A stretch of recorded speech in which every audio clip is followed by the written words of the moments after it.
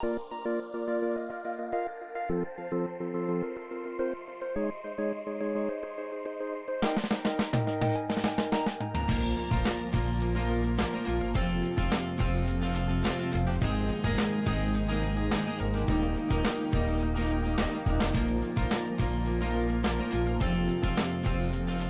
everyone, and welcome. My name is Anthony Kazazis, and I am the director of the NYC Network Group, as well as the NYC Real Estate Expo. And I'd like to thank everyone for joining today's webinar on core promotion strategies. It's knowing your client's buying style and cycle. Now in our 10th week in this 12-week program, leading New York real estate experts discuss what it takes to grow their business in 2020. Using the global popular series system book, Book Yourself Solid, a handbook for self-promotions that translates in results. 93% of small business owners who use the system see a 40% increase in revenue in their first year. Myself and my co-host, Boucher, at Roos Advisors, an advisory firm that helps companies improve sales, marketing, operations, and human development through education, we'll interview Larendee Roos at Roos Advisors and Doherty of Simplified Investing. Doherty, founder of Simplified Investing, a coaching company that works with women who want to take control of their financial future, teaches women how to create safe, high-performance portfolios so they can retire on less and start living better right away. She's also the CMO for Street Easy and holds an active real estate license in 3 states. Dawn's approach involves helping women with their mindset on tackling the fears that keeps them stuck and immobile. She teaches money mindset through the program called Manifesting Millions, where her clients learn easy to implement practical skills for calling in abundance in all aspects of their lives. Dawn's background is electrical engineering, and as a business development executive, she built million-dollar startup companies in addition to coaching C-suite executives on leaderships and performance. Welcome, Dawn Doherty. Larendee Roos is the founder and CEO of Roos Advisors. Since 2003, she has served as a strategic business advisor to over 200 management teams ranging from startups to publicly traded companies. She is a skilled in every aspect of the business and development, sales, administration, finance, and operations. During her executive career, she has advised more than 100 asset purchases, mergers, and company acquisitions. Welcome, Larendee Roos. And without further ado, ladies and gentlemen, I'd like to introduce to you my co-host, Boucher. Thanks very much, Anthony. Great to be with everybody. And we do have a distinguished panel today. Larendee and Dawn are friends and associates, and I look forward to, like you, to hearing from them today. So just as a recap to get started this morning, over the last 9 weeks, we've been sharing practical tools and strategies that help companies in the real estate industry increase sales and, of course, build strong teams. At that point, you've identified your ideal client so that you're only working with those you're meant to serve and who you can do your best work with. You've laid the groundwork of building trust and credibility over time, and we're going to talk a lot about that today. You know what you have to offer and what differentiates you from other category experts in your field, and you know how to talk about what you do in a compelling and inspiring way. These are all things that we've been reviewing.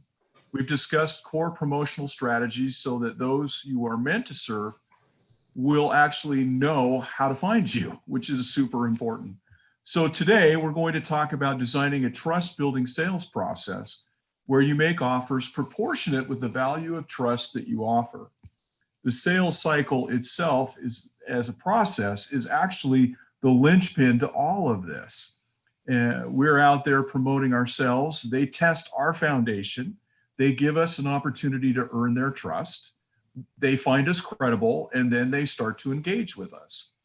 All of your sales offers must be proportionate to the amount of trust that you have earned. And let me say that again. All of your sales offers must be proportionate to the amount of trust that you've earned. You won't always know the exact offer to make, but if you make trust a guiding principle, you will book more business because you're linking that offer to trust.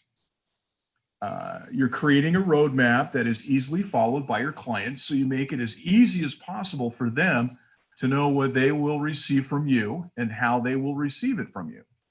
This roadmap must also include financial, emotional, physical, spiritual, and social benefits that they can receive throughout their entire life cycle process with you.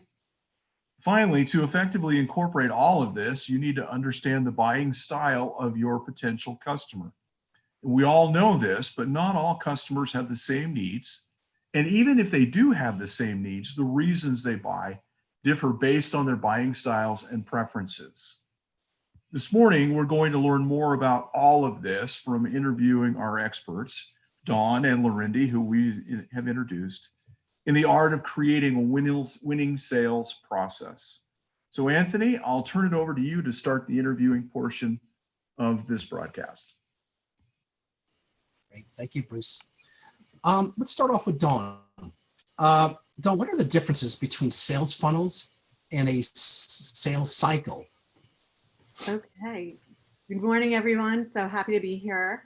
So a sales funnel assumes that a person's going to go through a particular sequence before they actually buy from you. So I've been studying marketing, specifically how it works today. And by the way, if you haven't plugged into, the way marketing works in 2020 with the coach, I highly recommend that you do, because we're seeing such a difference, especially with COVID, with people at home, with people wanting to learn new skills. So in the past, it would be, oh, I meet somebody, maybe I put them on my newsletter. When they're ready to sell their home or buy something new or invest, they'll set up a call with me, so on and so forth, right? So a sales cycle, I like thinking about a big wide net. And what we want to be able to do in a sales cycle is create curiosity, catch people off guard, break a pattern. So what we're doing with our clients, I have my investing business, and I also do a lot on the marketing side. Larendee and I are elite Book Yourself Solid certified coaches. But in my business, it's casting that wide net and trying to put stuff out there for people who already know me and people who don't yet know me. So they say, I'm curious, and I want to give my email address to you, Dawn, in exchange for something of value. So something of value would be a special report. We call that a lead magnet, right? Maybe it's some kind of educational video. And that's what you're after. You're not, so the cycle is somebody comes in, I have their email, they want to hire me right away. They may want to do that instead of going through the various steps that I put between, being curious about me and actually setting up an appointment to hire me. So does that make sense? We want to get them in the seats. We think about P.T. Barnum. What was his job? Larendee, P.T. Barnum, right? He was the greatest showman on earth. And many people look at P.T. Barnum as the greatest marketer that ever existed. And he knew that all he had to do was get the people in the tent. So getting their email is getting them in the tent. That's the curiosity. We want to build enlightenment with them. So that's what Bruce referred to as building trust and credibility. So we want them to experience us. So using video, giving your services for free that are aligned with the target market you want to do business with. And then when they wake up that morning and they're ready to buy or sell, or they meet somebody who wants to get connected with a real estate agent, you're going to be the first person they think about. Does that make sense? Very good. It's making sense. We can ask for more. That's good. Are there are there any examples, like if you want to using the buying cycle method compared to the funnel method? Maybe you could just touch on the examples a little bit, the difference between the two. Sure. So I work with a lot of real estate agents, and I know you have your websites, your firm websites. We also have a marketing website that we create for real estate agents. So on that site, you will have your call to action, right? Your primary call to action should be set up a time to speak with me, right? And then on that same site, you have a transitional call to action. And this is where I think real estate agents get it all wrong. They think that somebody's going to come to their site because they want to look at property, and you're only appealing to those maybe 3% people who are ready to buy from you today. But 97% of the people that may go to your site are not ready to buy today. So if you offer them a transitional call to action, it may be a lead magnet that you download. A lot of our clients are using quizzes today, right? So imagine you had a quiz on your website that said, which neighborhood is best for you? Take the quiz, and you take them through a 10-question series, and then you get their email address in exchange for them doing the quiz, right? You put them in the tent. You have their email address. Donald Miller says you must give somebody something that's worth $35 of value before they give you their email address. So newsletters are so like 2005. So if you have to sign up for my newsletter, that's so old school. You want to give something of extreme value, relative extreme value, for free, $35, and it may be finding out the answers, from a quiz. Yeah, I want to find out what New York City neighborhood is best for me. I'm going to take that quiz. So that's the difference today. You get them in the tent.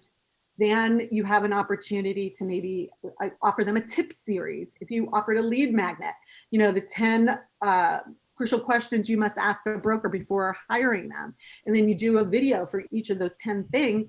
They get to experience you while you're sleeping. And they feel like they know you before you've even spoken to them. Thank you, Dawn. Larendee, you consult around a client life cycle. This is, model. This is your business. Please explain it to the audience. Sure. And thank you, Dawn, so much. I love, before I move into that question, how you talked about P.T. Barnum. And one of the fundamental principles of why that worked so well is because there was variety in the tent. He wasn't just doing one thing. And he gathered people around him who did many things well. So as an audience member, you might like the tigers, you might like the tightrope walker, you might like the elephants, whatever it was, there was something there for everyone. And so also the difference between a funnel and a cycle is a funnel assumes that everyone's going to come in the exact same way, basically want the exact same thing.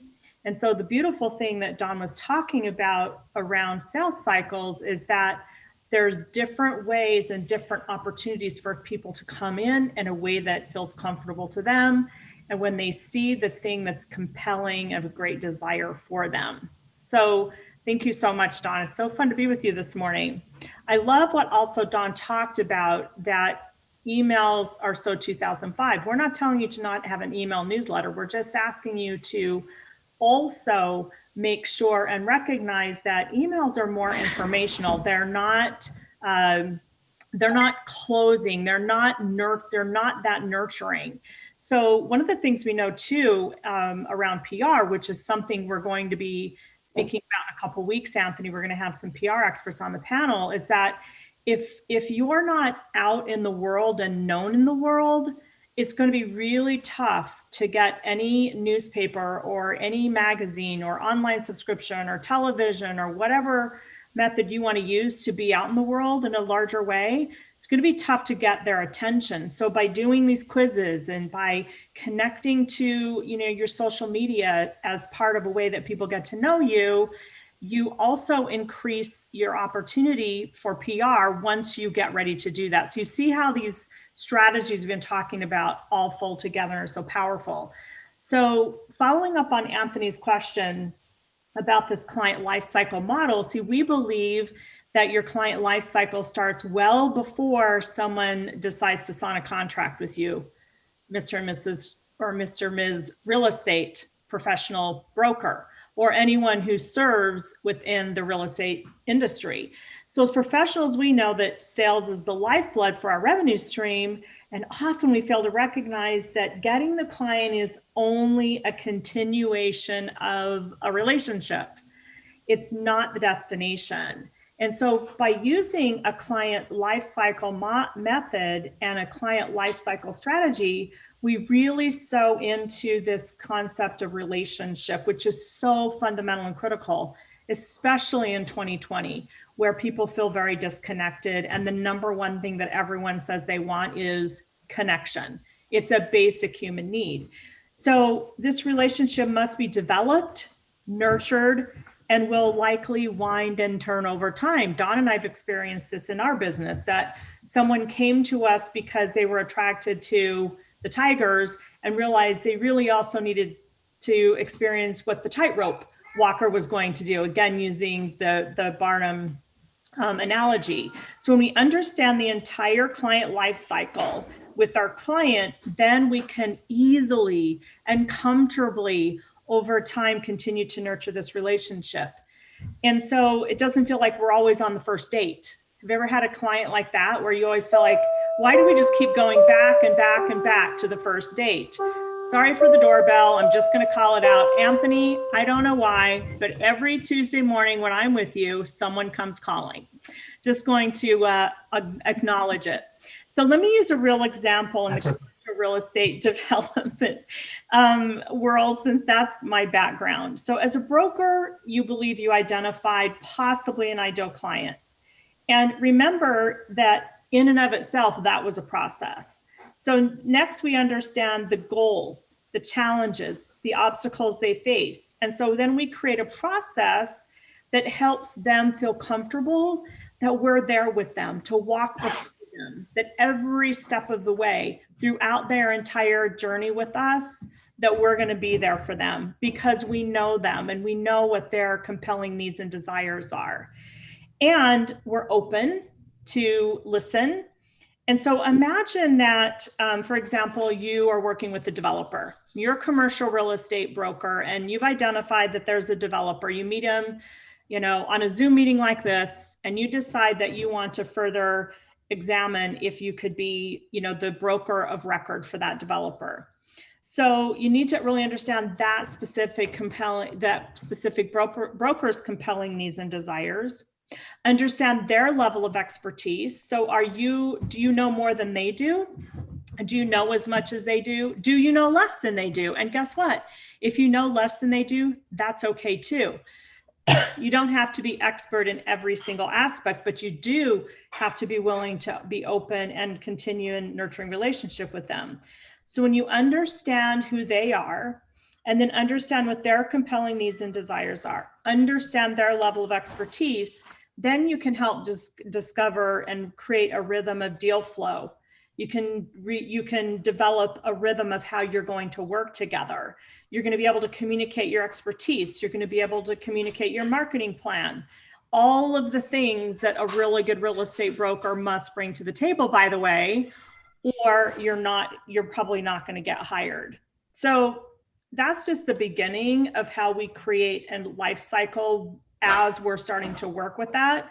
And then as we continue on and you continue in, because you're selling yourself all the time or you're relationshiping all the time, then once you're in relationship with that person, even after that deal has closed and the development project is underway, there's still value that you can add. From a follow-up perspective, Larendee, on that, you consult around a client life cycle model, right? You have a model, and Kurt Lewin said that a model is worth more than 1,000 words of description. So can you explain the life cycle model? Right. So we talked about the process and the roadmap of getting us to a certain point in the road, right? Now let's understand what your client's life cycle looks like.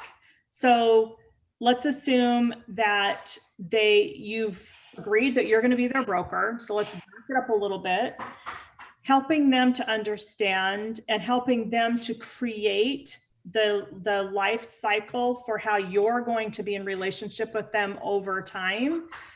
The most important reason you do this, guess what, is for you. You never get lost in the process. You never wonder, now, where am I at with them? Are they still respecting me? Do they still value me?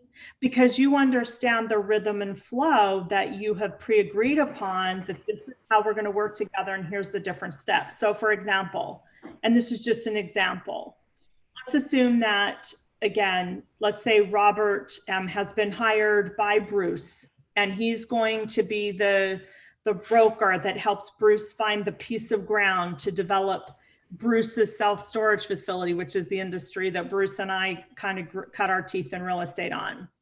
So Robert can ask Bruce questions, like he can sit down and say, Bruce, okay, step one is, tell me what the project's ultimately going to look like. What kind of development is it going to be? Is it going to be a mixed use, or is it going to be a vanilla? What is it going to be?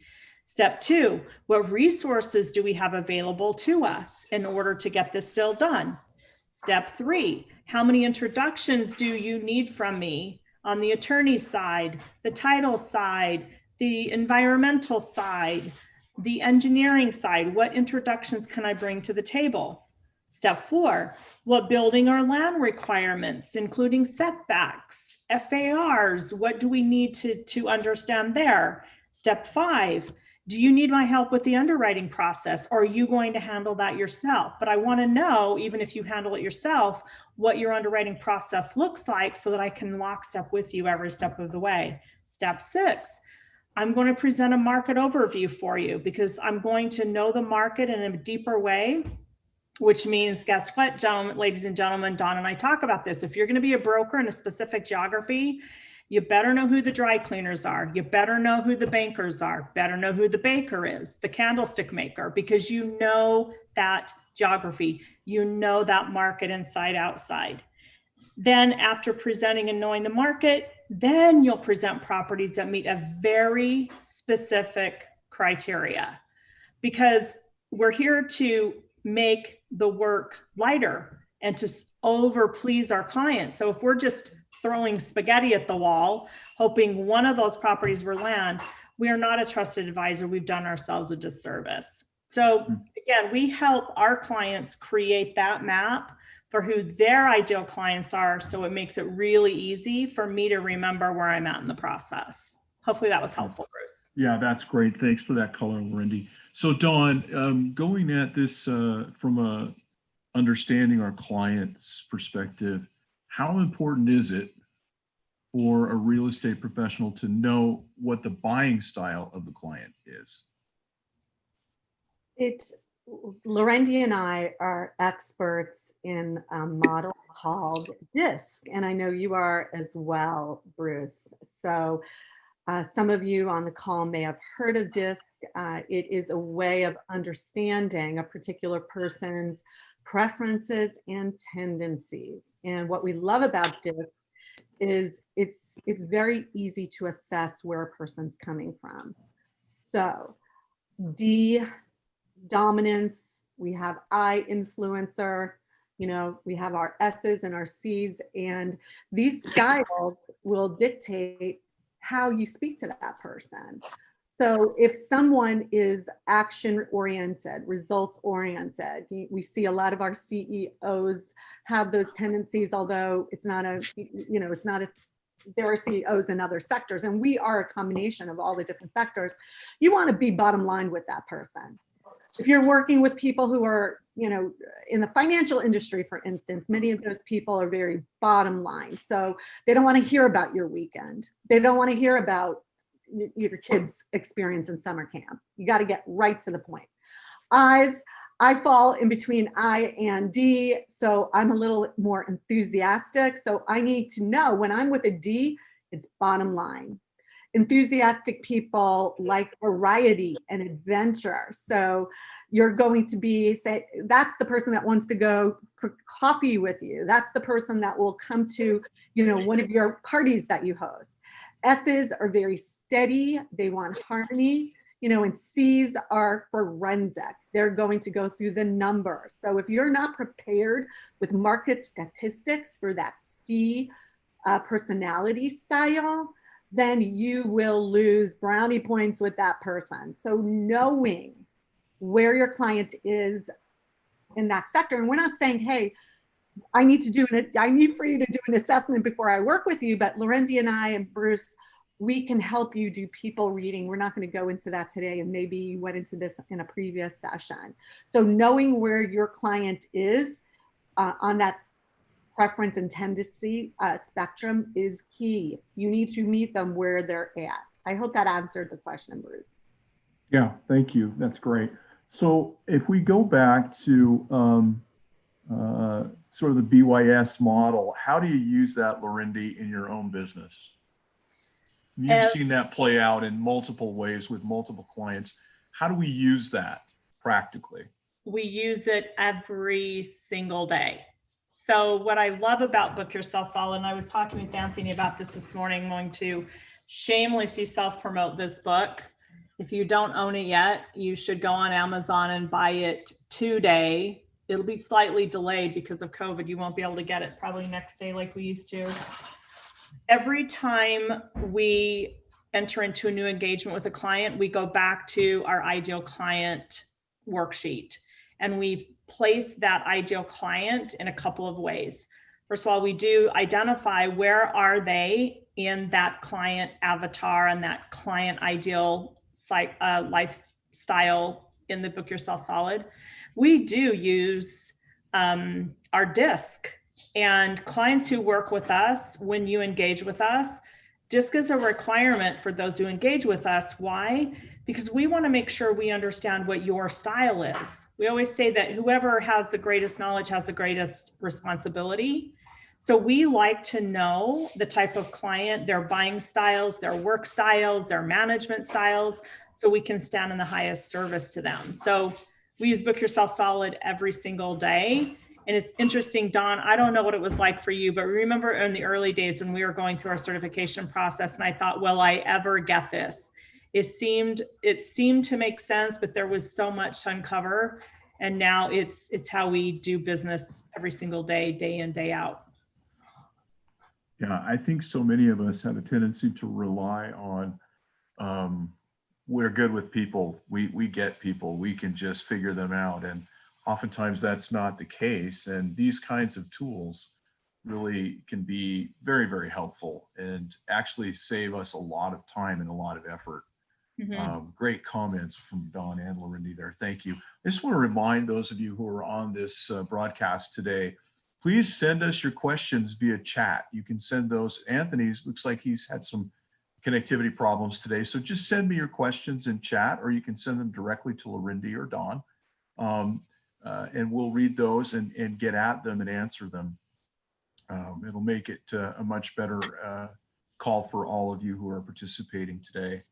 So I wanted to ask, Dawn, let's start with you. I wanted to ask if you had a piece of advice for brokers and agency owners in helping them and their teams to work with their clients around some of the concepts that we shared this morning.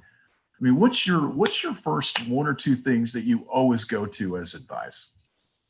Number one, it's not about you. It's about them.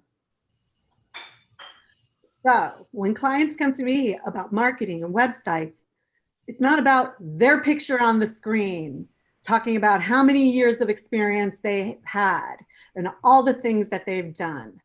The top of the fold of their website is what is the problem you are solving for the client, okay? What's the problem? Who's that target market? Book Yourself Solid, right? We go through your who and do what statement. So if I specialize in empty nesters who want to move from the Upper East Side to a loft in Tribeca, then that's going to be what I bring people into. So really talking about their what is their problem, How do you solve it? What will life be like if they do nothing, if they just stay where they're at? So you push their pain points and you take them to the next step with offering something of value to that particular target market, right? So if going with what I just stated, it may be a mini course on identifying the perfect market after all your kids have left the roost, right? So perhaps it's a 10-part video series which helps people identify what's most important for them and introduces them to areas, gives them access to real estate, maybe new developments, feature some new developments that are great for empty nesters. And then you're building that trust and credibility over time. And when they are ready to pick up that phone and have a call with you, it's as if they've already, met you and experienced you. So it's a sales conversation as opposed to you trying to take them from first date to marriage. Does that make sense? Yeah, well said. Thank you. Larendee, just sort of a question here about trust. Can you give us an example of how earning someone's trust has resulted in the outcome that both sides were looking for? Right. If I phrase that question. Right. So back to what Don said. Don was talking about that it's not about me, right? So and trust is always something we give. And the way I can give trust is when I know myself. So Don and I have a course we can take people through called The Transforming Power of Trust. And it's a look at who am I, what resonates with me, and how can I stand in integrity and authenticity, which is something we talked about a couple of weeks ago. So when I know who I am, I trust myself, I can give trust. So that trust that I'm giving is authentic. And so then I'm going to meet the people who I can connect with and those who have similar compelling needs, desires. So I understand where they are on some level. Not like I understand every aspect of them, but there's something that connects us. What I love about what Don talked about was creating a series or a video of what it's like to be an empty nester. One of the great opportunities of that is that you can bring in other experts who know what they have other things to offer. So an empty nester isn't just thinking about real estate, they're thinking about travel. They're thinking about, what's left over and how am I going to be planning for my financial future? So what hobbies are available to me since I'm no longer running the children to gymnastics, soccer, basketball, and cheerleading? So you can bring other experts and you build a community that these people, so Don can become the one source of knowledge for everything that an empty nester might experience. And then it really becomes fun in the Book Yourself Solid methodology. When it's fun, we'll do more of it. And that gathering and those connection points can be great ways that we can think outside the box and build a community so that I am the go-to expert. And that's really how we've built our businesses, is quite literally, there is not one thing that you need for your life and your business that if you give me 24 hours, I won't have an expert for you. Because one of the things that we've done, Don, over the last 20 years of doing this, is we've developed a really healthy Rolodex of like-minded professionals that can serve anyone who would come into our path. So we only were able to do that by applying the principles that we're talking about this morning. Yeah, that's great. I think everyone on the call knows what a Rolodex is. So I'd like you both to comment on this. And this is from the introduction that I made this morning. All of your sales offers must be proportionate to the amount of trust you have earned. Don, why don't we start with you? What does that mean to you? And how do we actually measure something like trust? Well, in your mind? I had a situation yesterday where somebody came to me as a referral. One of my businesses is I teach adults. We mentioned women, but a lot of men want to understand how to invest with options, and they'd rather learn from someone like me than perhaps a guy with an ego that's going to speak a language that they don't understand. So my new client came to me as a referral. So who likes referrals? Raise your hand on this call if you like a good referral, right? Because that's instant trust and credibility, because that person came from someone they trusted, right?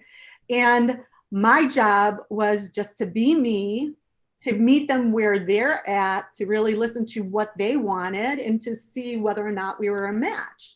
So many times we're not that fortunate. And yes, we have lists of people, and perhaps you have been emailing them with a newsletter, but if you can step it up and help those people understand what you're doing now and give them something of value, like I have something called Understanding Options, where it's a 6-part engagement that I take people who want to learn how to maximize their profits in the financial market.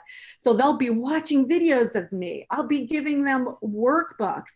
They're going to look at all of this and say, wow, this is well thought out. And Dawn is really getting me excited about learning more. I've built trust and credibility with them. And by the way, they can be looking at these videos at 2 a.m. When I'm sleeping. So I like that because it's scalable. And I now are in a position that they've experienced me. So when they call me, it's like, how can we work together, as opposed to me just trying to convince them why they need to work with me. So Right. That's my answer. That's awesome. Thank you. Now, to Larendee, as you address this, it comes with trust, that in order to gain trust, we have to give trust. How do you give trust to your client to gain trust? What does that look like for you? As we talked about before, I need to trust myself, and I need to know that I genuinely and authentically know what I know and know what I don't know. So that's the first thing for me. And I'm a consummate learner. There is not enough material for me to consume. It's one of my strengths and one of my weaknesses at the same time.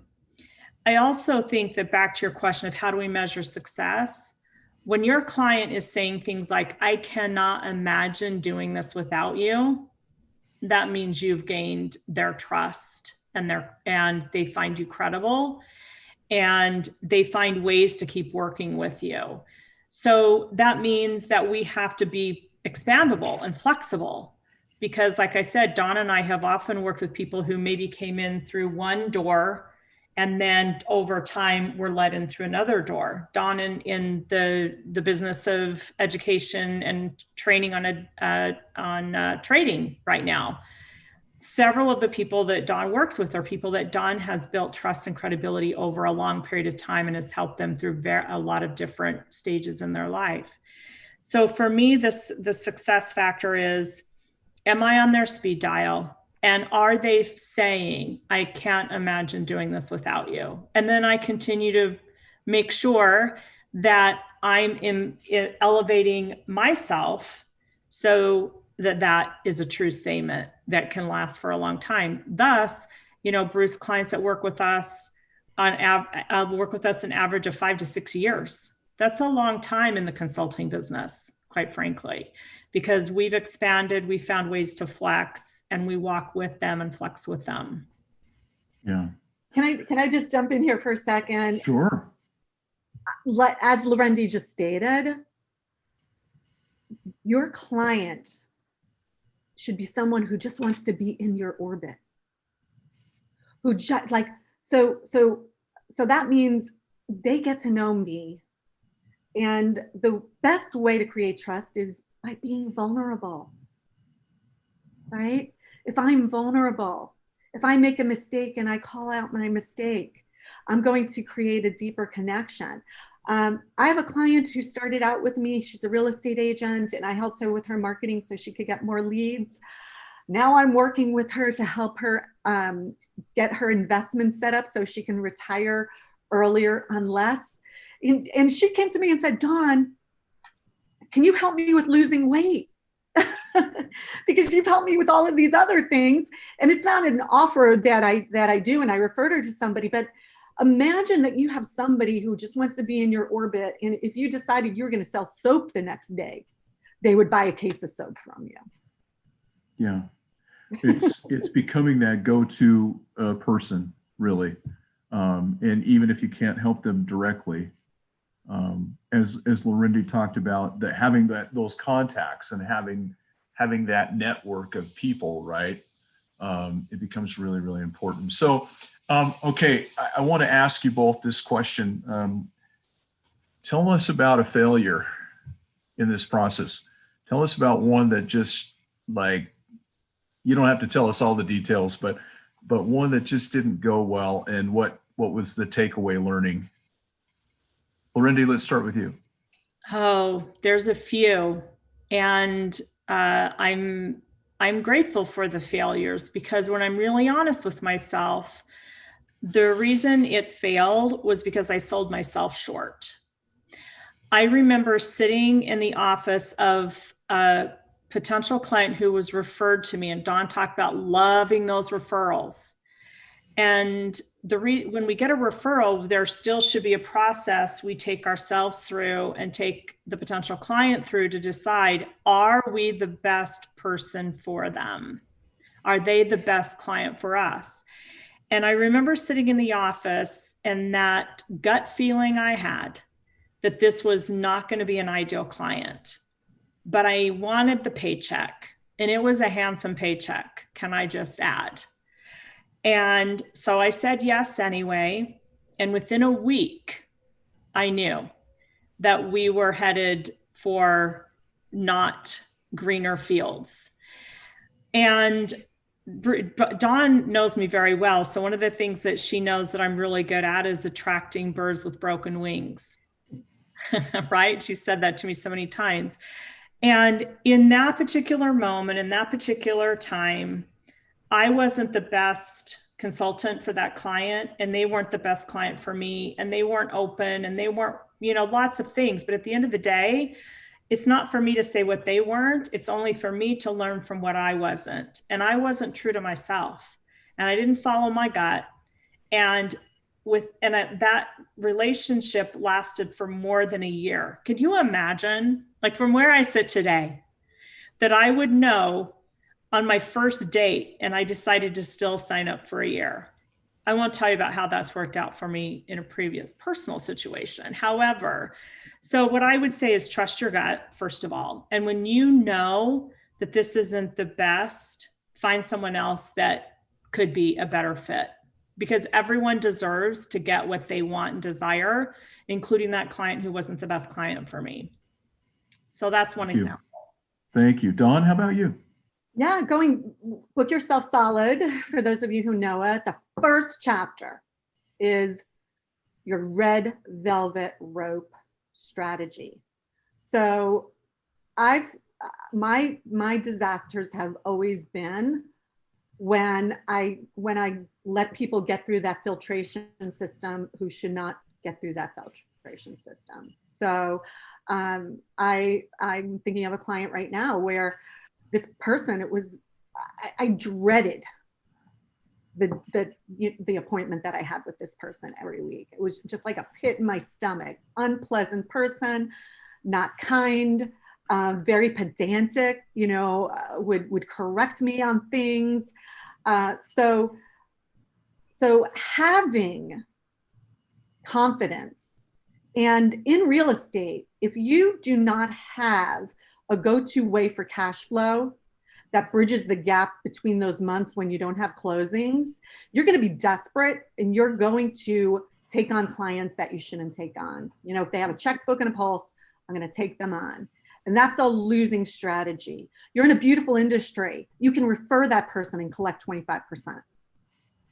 So don't let that person rent space in your being show them another place they can rent, collect literally another person they can work with, collect the 25%, and keep your energy positive and be very, very discerning about who you work with, and find a way, a plan B, to create income so you can bridge the gap during those months when you don't have closings. And that's why showing real estate people how to do some short-term investing and trading is a super powerful thing, because you can go to the stock market and allow the stock market to pay you, so you're not desperate, and you refer those clients to that person who would be a better match for that energy.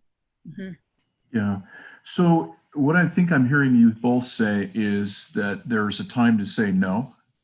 And it's really sort of no, but I know somebody that will be a better fit for you. No, and. Yeah, no, and sure. Yeah. Thank you. And that seems to be an opportunity for all of us to really consider, and to recognize that there may not be a good fit in every client. And ultimately we want them to win, and we want to win. So it seems like a wise choice. Thank you. Okay, let's do a quick closing thought from both of you. Dawn, why don't we start with you? Any great piece of advice you'd like to leave us with today? Great piece of advice is,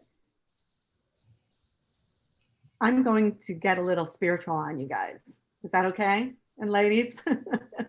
Yes. Here's the great piece of advice. Understand that any challenge, any fork in the road, we call this, you may look at it as resistance or contrast.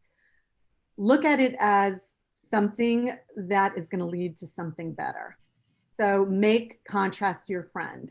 When you understand what you don't like, if you're sitting right now and you're having, you're struggling in your business, don't continue to struggle. Pain is inevitable. Suffering is a choice, right? So contrast brings us to number 2, asking for what we want. So contrast will have you saying, I want something different. Find the person that's going to help you learn the new skill, right? Align with the group that's going to take you to where you want to go. And then concentrate on what makes you feel good, right? So if you're feeling crappy, don't stay at home. It's COVID, but maybe you could put your mask on and take a walk in the park. And when you feel good, and when you are of service to other people, the miracles are going to fall in your lap. That which you want will be delivered to you. And then when that new challenge comes up, wash, rinse, repeat. Hey, problem. This problem is going to help me to shift the way I think and want something new. I'm going to seek out the resources that are going to help me get what I want, and I'm going to feel good. That's my number 1 priority, is me feeling good, being positive in the world, being of service. And that's the cycle of getting anything you want. We talked about manifesting earlier. It's really the formula of manifesting. Okay, thank you. Great counsel. Larendee, how about you? First, I just want to thank you so much, Dawn, for setting the stage for us to really have a deep, honest conversation. And what I would say is that everything you need to know to elevate your life, your business, your relationships is within you. And the greatest gift that you can give to yourself is to do whatever it takes to discover who you are, what drives you, what your desires are, and what you want. Because when we figure that out, and it's a journey, right? So we're committed to the journey, not the destination. Then it makes it possible for us to, without censorship, without compromise, guide and allow ourselves to be guided by faithful friends and companions. I call us mighty companions. Everyone who's on this call this morning is a mighty companion. And then we are able to step into our magnitude. There's a great line from A Course in Miracles that says, make sure you know what littleness is, so you know why it will never content you. And when you know what littleness feels like, when you know what it feels like to take on the client that your gut told you no, you won't do it again. You might do it one more time, two more times, but eventually you'll come to a point where you say, I can't do that because it's not in your best interest and it's not in my best interest. So know what littleness is, so you will know you were never meant for it, because you were meant for magnitude. Yeah, great. Both of you, thank you so much. Dawn, thank you. And Larendee, thank you very much for being on the call this morning. I note that Dawn has shared her email address in the chat. I'm sure most of you have Larendee's. I'm guessing all of you should and will reach out to either one of these ladies or both if you have questions or comments about the material that we've covered today. Again, apologize for Anthony dropping off. He's probably much better at this than I am, but it's been a pleasure to be with you. Let's give a hand for Bruce.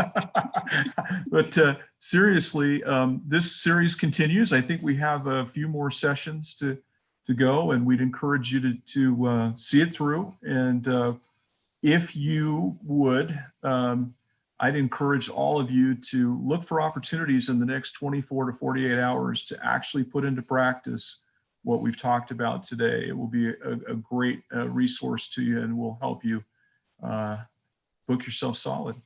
And with that, we'll say goodbye. Everyone have a great day. Thanks, everyone.